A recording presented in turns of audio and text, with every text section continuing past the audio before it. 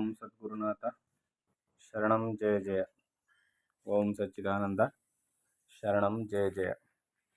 ಎಲ್ಲರಿಗೂ ನನ್ನ ನಮಸ್ಕಾರಗಳು. ಜ್ಞಾನೇಶ್ವರಿ ಗೀತಾಮೃತ. ಅರ್ಜುನನಿಗೆ ಕೃಷ್ಣನು ಜ್ಞಾನೋಪದೇಶವನ್ನು ಯುದ್ಧರಂಗದಲ್ಲಿ ಮಾಡ್ತಾ ಇದ್ದಾನೆ. ಈಗ ಪರಮಾತ್ಮನ ಹೇಳ್ತಾ ಇದ್ದಾನೆ, ಸರ್ವದರಲ್ಲಿಯೂ ನಾನಿದ್ದೀನಿ, ಎಲ್ಲವೂ ನನ್ನೊಳಗೆ ಇದೆ, ಎಲ್ಲವೂ ನನ್ನ ಅಧಿಷ್ಠಾನದಲ್ಲಿಯೇ ಇರೋದರಿಂದ ಎಲ್ಲವೂ ನಾನೇ ಆಗಿದ್ದೀನಿ ಅಂತ ಹೇಳ್ತಾ ಇದ್ದಾನೆ. ಇಲ್ಲಿ ನನ್ನೊಳಗಿದೆ ಅನ್ನೋದಕ್ಕಿಂತ ಹೆಚ್ಚಾಗಿ ಎಲ್ಲವೂ ನಾನೇ ಆಗಿದ್ದೀನಿ ಅಂತ ಇಲ್ಲಿ ಪರಮಾತ್ಮ ಹೇಳ್ತಾ ಇದ್ದ. ನಾನು ಸೂರ್ಯ ರೂಪದಿಂದ ತಾಪವನ್ನು ಉಂಟು ಮಾಡಿದಾಗ ನೀರು ಒಣಗಿ ಹೋಗುವುದು. ಸೂರ್ಯನ ರೂಪದಲ್ಲಿ ನಾನು ತಾಪವನ್ನು, ಆ ಬಿಸಿಲಿನ ಬೇಗೆಯನ್ನು ಉಂಟು ಮಾಡಿದಾಗ ನೀರು ಒಣಗಿ ಹೋಗುತ್ತೆ, ಬತ್ತಿ ಹೋಗುತ್ತೆ. ಪುನಃ ನಾನೇ ಇಂದ್ರ ರೂಪದಿಂದ ವರ್ಷಿಸುವೆನು. ಇಂದ್ರನ ರೂಪದಿಂದ ಮಳೆಗರೆಯುವವನು ಕೂಡ ನಾನೇ ಆಗಿದ್ದೀನಿ ಅಂತ ಇಲ್ಲಿ ಪರಮಾತ್ಮ ಹೇಳ್ತಾನೆ. ಆದ್ದರಿಂದ ಎಲ್ಲೆಲ್ಲೂ ಪುನಃ ಜಲಪೂರ್ಣವಾಗುವುದು. ಅಗ್ನಿ ಸಂಪರ್ಕದಿಂದ ಸುಡಲ್ಪಟ್ಟ ಸೌದೆಯು ಅಗ್ನಿರೂಪವೇ ಆಗುವಂತೆ. ಈಗ ಬೆಂಕಿ ಉರಿತಾ ಇರ್ತದೆ, ಅಲ್ಲಿಗೆ ಸೌದೆಯನ್ನು ಹಾಕಿದರೆ ಸೌದೆ ತನ್ನ ಸ್ವರೂಪನ ಕಳ್ಕೊಂಡು ಅದು ಕೂಡ ಬೆಂಕಿಯ ಸ್ವರೂಪವನ್ನೇ ಪಡೆದುಕೊಳ್ತದೆ. ಈ ರೀತಿಯಲ್ಲಿ ಸಾಯುವವನು ಸಾಯಿಸುವವನು ಇಬ್ಬರು ನನ್ನ ಸ್ವರೂಪವೇ ಆಗುವರು. ಇಲ್ಲಿ ಸಾಯುವವನು ಸಾಯಿಸುವವನು ಅಂದರೆ ಇಲ್ಲಿ ಸಮಾಜದಲ್ಲಿ ವಾಸ ಮಾಡುವ ಜನಗಳನ್ನೆಲ್ಲ ಕೊಂದರೆ ಏನೂ ತಪ್ಪಾಗೋದಿಲ್ಲ ಅಂತ ಅಲ್ಲ. ಇಲ್ಲಿ ಕೊಲೆ ಮಾಡುವುದು ಅಂತ ಅಂದರೆ ಯಾವ ವ್ಯಕ್ತಿ ಸಮಾಜದಲ್ಲಿ ಯುದ್ಧದ ವ್ಯವಸ್ಥೆ ಅಂತ ಈಗಿತ್ತಲ್ಲ, ಆಗ ಆ ಯುದ್ಧದ ವ್ಯವಸ್ಥೆ ಅಂತಿದ್ದಾಗ ಅಲ್ಲಿ ತಪ್ಪಿತಸ್ಥರನ್ನ, ಸಮಾಜ ಕಂಟಕರನ್ನು ಕೊಲ್ಲುವುದು ಯುದ್ಧದಲ್ಲಿ ಒಂದು ನಿಯತಿಯಾಗಿತ್ತು. ಅದರಿಂದ ಅದು ಯಾರು ರಾಜ್ಯ ಪರಿಪಾಲನೆ ಮಾಡ್ತಾಯಿದ್ರೋ, ಯಾರು ಸಮಾಜವನ್ನು ಶಾಂತಿಯುತವಾಗಿ ಇಡಲಿಕ್ಕೆ ಪಣ ತೊಟ್ಟಿದ್ರೋ, ಅಧಿಕಾರ ವಹಿಸ್ಕೊಂಡಿದ್ರು, ಅವರು ಸಮಾಜದಲ್ಲಿ ಶಾಂತಿ ಕಾಪಾಡಲಿಕ್ಕೆ, ಸುವ್ಯವಸ್ಥೆನ ಕಾಪಾಡಲಿಕ್ಕೆ ದುಷ್ಟರನ್ನು ಸಂಹಾರ ಮಾಡ್ತಿದ್ರು. ಆ ಸಂಹಾರ ಕಾರ್ಯ ಕೂಡ ತಪ್ಪಲ್ಲ ಅಂತ ಇಲ್ಲಿ ಅದರ ಅರ್ಥ ತಿಳ್ಕೊಬೇಕೆ ಹೊರತು ಸಾಯುವವನು ಸಾಯಿಸುವವನು ಇಬ್ಬರು ನನ್ನ ಸ್ವರೂಪವೇ ಆಗುವರು ಅಂದರೆ ಸ್ವರೂಪವೇನೋ ನಿಜ, ಆದರೆ ಕಾರ್ಯಗಳನ್ನ ವಿಚಾರ ಮಾಡಿ ಕೆಲಸವನ್ನು ಕೈಗೊಳ್ಳಬೇಕು ಅಂತ ಅದರ ಅರ್ಥ. ಕೃಷ್ಣನೇ ಹೇಳಿದ್ದಾನೆ, ಸಾಯುವವನು ನಾನೇ ಸಾಯಿಸೋವನು ನಾನೇ ಅಂತ. ಅಂದರೆ ತಪ್ಪು ಮಾಡೋದಕ್ಕೆ ಇದು ಕೊಟ್ಟಂಗೆ ಆಗುತ್ತೆ, ಇಂಬು ಕೊಟ್ಟಂಗೆ ಆಗುತ್ತೆ ಅಂತ ಅಲ್ಲ. ಅದರಿಂದ ವಿಚಾರ ಮಾಡಬೇಕು ಚೆನ್ನಾಗಿ. ವಿಸ್ತರಿಸಿ ಹೇಳಬೇಕಾದದನ್ನೆಲ್ಲ ಒಂದೇ ಮಾತಿನಿಂದ ಹೇಳಿದೆನು ಕೇಳು. ಸತ್ತು ಅಸತ್ತು ಅಂದರೆ ಅವಿನಾಶಿಯಾದದ್ದು ಅಸತ್ತು, ಅವಿನಾಶಿಯಾದದ್ದು ಸತ್ತು ಸತ್ ಪದಾರ್ಥ, ವಿನಾಶಿಯಾದದ್ದು ಅಸತ್ ಪದಾರ್ಥ.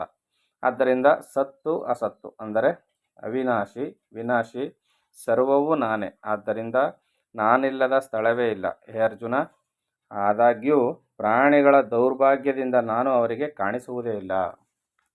ಕರ್ಮಫಲದಿಂದಾಗಿ ಅವರು ಪರಮಾತ್ಮನನ್ನು ಕಾಣುವುದನ್ನು ಕಳ್ಕೊಂಡಿರ್ತಾರೆ. ನೀರೇ ಇಲ್ಲವೆಂದು ತರಂಗಗಳು ಬೋರ್ಗರೆದರೆ, ಸೂರ್ಯನೇ ಇಲ್ಲವೆಂದು ಬಿಸಿಲು ತನ್ನ ಪ್ರತಾಪವನ್ನು ಕೊಚ್ಚಿಕೊಂಡರೆ ಅಲ್ವಾ. ನೀರೇ ಇಲ್ಲ, ಇರೋದೆಲ್ಲ ನಾವೇ ಅಂತ ತರಂಗಗಳು ಅಲೆಗಳು ಬೋರ್ಗರೆದರೆ, ಸೂರ್ಯನೇ ಇಲ್ಲ ಎಂದು ಬಿಸಿಲು ತನ್ನ ಪ್ರತಾಪವನ್ನು ಕೊಚ್ಚಿಕೊಂಡರೆ, ಸೂರ್ಯನಿದ್ರೇ ಅದರ ಕಿರಣಗಳು ಬರಲಿಕ್ಕೆ ಸಾಧ್ಯ. ಆದರೆ ಸೂರ್ಯನನ್ನು ಮರೆತು ಕಿರಣಗಳು ಮಾತಾಡಿದಂತೆ, ಇದು ನೀರನ್ನು ಮರೆತು ಅಲೆಗಳು ಮಾತಾಡಿದಂತೆ.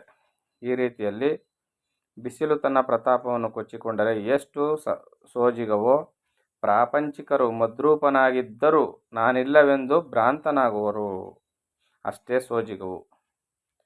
ಪರಮಾತ್ಮನ ಒಂದು ಅಧಿಷ್ಠಾನದಿಂದ, ಆತನ ಒಂದು ಚೈತನ್ಯದಿಂದಲೇ ಜೀವರುಗಳ ಜೀವನ ನಡೀತಾ ಇರ್ತದೆ. ಆದರೆ ಪರಮಾತ್ಮ ಇಲ್ಲ, ದೇವರೇ ಇಲ್ಲ ಅಂತ ವಾದ ಮಾಡ್ತಾರಲ್ಲ, ಅದು ಎಷ್ಟೊಂದು ಸೋಜಿಗದ ಸಂಗತಿ ಅಂತ ಇಲ್ಲಿ ಪರಮಾತ್ಮ ಹೇಳ್ತಾ ಇದ್ದಾನೆ. ಜಗತ್ತಿನ ಒಳಗೂ ಹೊರಗೂ ನಾನೇ ವ್ಯಾಪಿಸಿರುವುದರಿಂದ ಇದೆಲ್ಲವೂ ನನ್ನ ಸ್ವರೂಪವೇ. ಆದರೆ ದುರದೃಷ್ಟ ದೌರ್ಭಾಗ್ಯವು ನಾನು ಇಲ್ಲವೆಂದು ಅವರಿಂದ ಹೇಳಿಸುವುದು.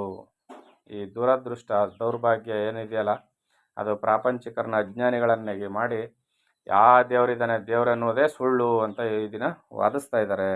ಯಾಕಂದರೆ ಆ ದೇವರಿದ್ದಾನೆ ಅನ್ನೋದು ಸುಳ್ಳು ಅಂತ ಹೇಳಲಿಕ್ಕೂ ಕೂಡ ಚೈತನ್ಯ ಬೇಕಲ್ಲ. ಆ ಚೈತನ್ಯವೇ ಪರಮಾತ್ಮನಾಗಿರ್ತಾನೆ ಅನ್ನೋದನ್ನು ಅವರು ಮರೆತು ಹೋಗಿರ್ತಾರೆ. ಆಕಸ್ಮಿಕವಾಗಿ ಅಮೃತ ಸರೋವರದಲ್ಲಿ ಬಿದ್ದವನನ್ನು ಅವನ ದುಷ್ಕರ್ಮಗಳೆಂಬ ಅಲೆಗಳು ಪುನಃ ದಡಕ್ಕೆ ತಳ್ಳುವಂತೆ, ಆಕಸ್ಮಿಕವಾಗಿ ಅವನು ಸಮುದ್ರದ ಕೊಳದಲ್ಲಿ, ಅಮೃತದ ಕೊಳದಲ್ಲಿ ಬಿದ್ದೋಗ್ತಾನೆ. ಆದರೆ ಅವನ ದುಷ್ಕರ್ಮ ಏನಾಗಿರ್ತದೆ ಅಂದರೆ ತಿರ್ಗಾ ತಗೊಬಂದವನ್ನ ದಡಕ್ಕೆ ಸೇರಿಸ್ಬಿಡ್ತದೆ. ಅಂತೆಯೇ ಅಲೆಗಳು ಪುನಃ ದಡಕ್ಕೆ ತಳ್ಳುವಂತೆ ನನ್ನ ಸ್ವರೂಪವೇ ಆದ ಜೀವರನ್ನು ನನ್ನಿಂದ ಬೇರ್ಪಡಿಸುವ ಅವರ ಮಾಯಾತೆರೆಗಳು ಎಂಬ ದುರಾದೃಷ್ಟಕ್ಕೆ ಮಾಡುವುದಾದರೂ ಏನು?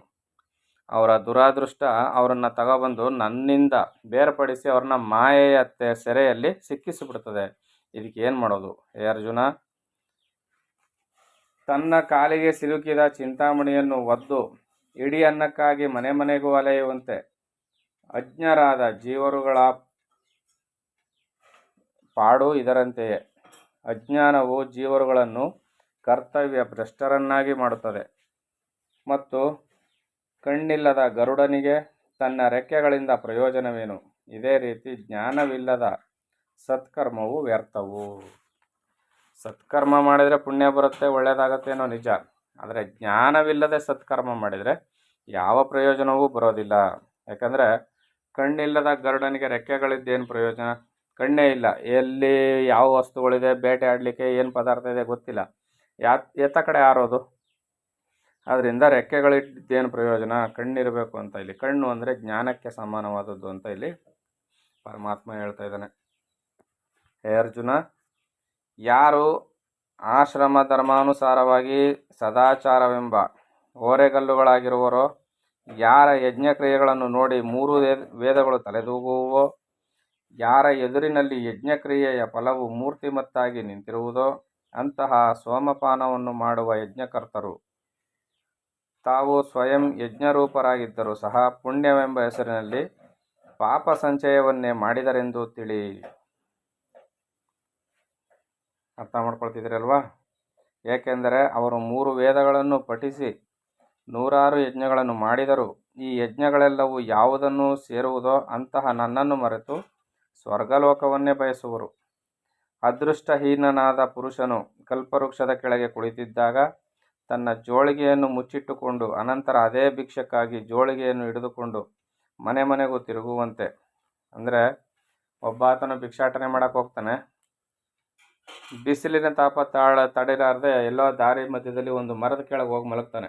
ಮಲಗಿದಾಗ ಏನು ಮಾಡ್ತಾನೆ, ತಾನು ಜೋಳಿಗೆ ತಗೊಂಡೋಗಿರ್ತಾನಲ್ಲ, ಜೋಳಿಗೆಯನ್ನು ಮುಚ್ಚಿ ಸುತ್ತಿ ತಲೆಗೆ ಹಾಕೊಂಡು ಮಲಗಿರ್ತಾನೆ. ಇದು ವಾಡಿಕೆ. ಆದರೆ ಇಲ್ಲೊಬ್ಬನು ಕಲ್ಪವೃಕ್ಷದ ಕೆಳಗೆ ಹೋಗಿ ಮಲಗಿರ್ತಾನಂತೆ. ಕಲ್ಪವೃಕ್ಷದ ಕೆಳಗೆ ಹೋಗಿ ಮಲಗಿ ಅಲ್ಲಿ ಜೋಳಿಗೆಯನ್ನು ಸುತ್ತಿ ತಲೆಗೆ ಇಟ್ಕೊಂಡು ಮಲಗಿರ್ತಾನೆ. ಅದೇ ಜೋಳಿಗೆಯನ್ನು ಬಿಚ್ಚಿದ್ದಿದ್ರೆ ಅವನು ಕಲ್ಪವೃಕ್ಷದಲ್ಲಿ ಎಲ್ಲವೂ ತುಂಬಿ ಹೋಗ್ತಾಯಿತ್ತು ಕಲ್ಪವೃಕ್ಷದ ಕೆಳಗೆ. ಈ ರೀತಿಯಲ್ಲಿ ಬೇಕಾದಷ್ಟು ಧರ್ಮ ಕಾರ್ಯಗಳನ್ನ, ಯಜ್ಞಯಾಗಗಳನ್ನು ಮಾಡ್ತಾರೆ. ಆದರೆ ಪರಮಾತ್ಮನನ್ನು ಮರೆತು ಕೇವಲ ನಶ್ವರವಾದಂಥ ಮಿಥ್ಯೆಯಾದಂಥ ಸುಖ ಭೋಗಗಳನ್ನು ಅಪೇಕ್ಷೆ ಪಡ್ತಾರೆ. ಅದೇ ಸಾಧನೆ ಮಾಡಿರ್ತಾರೆ, ಆದರೆ ಸುಖ ಭೋಗದ ಅಪೇಕ್ಷೆಯನ್ನು ಮಾಡ್ತಾರೆ. ಈಗ ನೋಡಿಲ್ವಾ, ಹಿಂದೆ ಹಳೆ ಕಥೆಗಳೆಲ್ಲ ಕೇಳಿದ್ದೀವಿ. ಅನೇಕ ಜನ ಅಸುರರು ತಪಸ್ಸನ್ನು ಮಾಡ್ತಾರೆ, 100 ವರ್ಷಗಳ ಕಾಲ ತಪಸ್ಸನ್ನು ಮಾಡ್ತಾರೆ. ಪರಮಾತ್ಮ ಕಣ್ಬಿಟ್ಟು ಪ್ರತ್ಯಕ್ಷನಾಗಿ ನಿನ್ಗೇನು ಬೇಕು ಅಂತ ಕೇಳಿದಾಗ ಇವ್ರು ಕಣ್ಬಿಟ್ಬಿಟ್ಟು ಕೇಳ್ತಾರೆ, ನಾನು ಈ ಉದ್ದೇಶಕ್ಕಾಗಿ ತಪಸ್ಸನ್ನು ಮಾಡಿದ್ದೀನಿ, ಇಂಥ ವೈರಿಯನ್ನು ಕೊಲ್ಲಬೇಕು, ಅಥವಾ ನನಗೆ ಈ ಥರದ ಸಾವು ಬರಬೇಕು, ಈ ಥರದವರಿಂದ ನನಗೆ ಇಂಥದ್ದಾಗಬೇಕು, ಇಂಥ ಅಲ್ಪವಾದ ವರಗಳನ್ನ ಕೇಳ್ಕೊಳ್ತಾರೆ ಹೊರತು ಸ್ವಾಮಿ ಬರೋದು ಬಂದಿದೆಯಾ, ನನಗೆ ಬ್ರಹ್ಮಜ್ಞಾನವನ್ನು ಕೊಟ್ಟುಬಿಡು, ಭವಬಂಧನ ನೀಗಿಸ್ಬಿಡು ಅಂದಿರೋ ಅವ್ರ ತಪಸ್ಸು ಸಾರ್ಥಕ ಆಗ್ತಾಯಿತ್ತು. ಆದರೆ ಅವ್ರು ಕೇಳೋದೇನು? ಈ ಥರದಲ್ಲಿ ಕೇಳ್ತಾರೆ. ಹಿಂದೆ ಒಂದು ಕಥೆಯನ್ನು ಹೇಳ್ತಾಯಿದ್ರು. ಯಾರೋ ಒಬ್ಬನು ಅಸುರ ಇದೇ ರೀತಿ ಧ್ಯಾನ ಮಾಡ್ತಾ ಇದ್ನಂತೆ. ಧ್ಯಾನ ಮಾಡ್ತಿರ್ಬೇಕಾದ್ರೆ ಗಾಳಿ ಬೀಸುವಿಕೆಯಿಂದಾಗಿ ಆ ಜಾಲಿ ಮರದ ಮುಳ್ಳು ಈತನ ಬೆನ್ನಿಗೆ ಬಂದು ಚುಚ್ತಾ ಇತ್ತಂತೆ. ಆಗ ರಕ್ತ ಜಿನುಗ್ತಾ ಇತ್ತಂತೆ. ಆ ರಕ್ತ ಜಿನುಗುವಾಗ ಅಲ್ಲೇ ಮೇಯ್ತಿದ್ದ ಒಂದು ಗೋವು ಹೋಗಿ ಆ ರಕ್ತವನ್ನು ನೆಕ್ತಾ ಇತ್ತಂತೆ. ಇದರಿಂದ ಕೋಪಗೊಂಡಂಥ ಅಸುರ ದೈವ ಪ್ರತ್ಯಕ್ಷ ಆದಾಗ ಕೇಳ್ತಂತೆ, ನಿನ್ಗೇನು ವರ ಬೇಕು ಅಂತ. ಅದಕ್ಕೆ ಅವನು ಬಂದು ಉದ್ದೇಶವನ್ನು ಮರೆತು, ನನ್ನ ಮೈಯಿಂದ ರಕ್ತ ಜಿನುಗ್ತಾ ಇದ್ರೆ ಇದು ನೆಕ್ತಾ ಇತ್ತಲ್ಲ ಅಂತ ಅದ್ರ ಮೇಲೆ ಸಿಟ್ಟುಕೊಂಡು, ನಾನು ಇದನ್ನು ಕಡಿದು ತಿನ್ನಬೇಕು, ಕೊಂದು ತಿನ್ನಬೇಕು ನಾನು ಅಂತ ವರ ಕೊಡು ಅಂತ. ಆಯಿತು ಅಂದಂತೆ. ಅಂದರೆ ಮಾಡಿದ್ದು ದೊಡ್ಡ ಮಟ್ಟದ ಸಾಧನೆ, ಬೇಡಿದ್ದು ಅಲ್ಪವಾದ ವರಗಳನ್ನು. ಈ ರೀತಿ ಮಾಡ್ಕೊಂಡು ಏನು ಮಾಡ್ತಾರೆ, ದೈವದಿಂದ ದೂರ ಆಗ್ತಾ ಇದ್ದಾರೆ. ಇದು ಸೋಜಿಗದ ಸಂಗತಿ ಅರ್ಜುನ ಅಂತ ಪರಮಾತ್ಮ ಹೇಳ್ತಾ ಇದ್ದಾನೆ. ಇಂತಹವರ ಕರ್ಮಗಳು ವಾಸ್ತವವಾಗಿ ಪುಣ್ಯವೇ ಎಂದು ಪಾಪಗಳಲ್ಲವೆಂದು ಹೇಳುವುದಕ್ಕೆ ಅವಕಾಶವೆಲ್ಲಿದೆ? ಅವ್ರು ಮಾಡಿದ ಪುಣ್ಯ ಕಾರ್ಯಗಳೇ ಅಲ್ವಾ, ಪಾಪ ಎಲ್ಲಾಗಿದೆ ಅಲ್ಲಿ ಅಂತ ನಾವು ಅನ್ಕೋಬೋದು. ಆದರೆ ಅದರಿಂದ ಪ್ರಯೋಜನ ಇಲ್ಲದೆ ಇರೋದ್ರಿಂದ ಅದು ಕೂಡ ಪ್ರಯೋಜನಕ್ಕೆ ಬಾರದ ಕೆಲಸವಾಗಿರ್ತದೆ ಅಂತ ಕೃಷ್ಣ ಹೇಳ್ತಾ ಇದ್ದಾನೆ.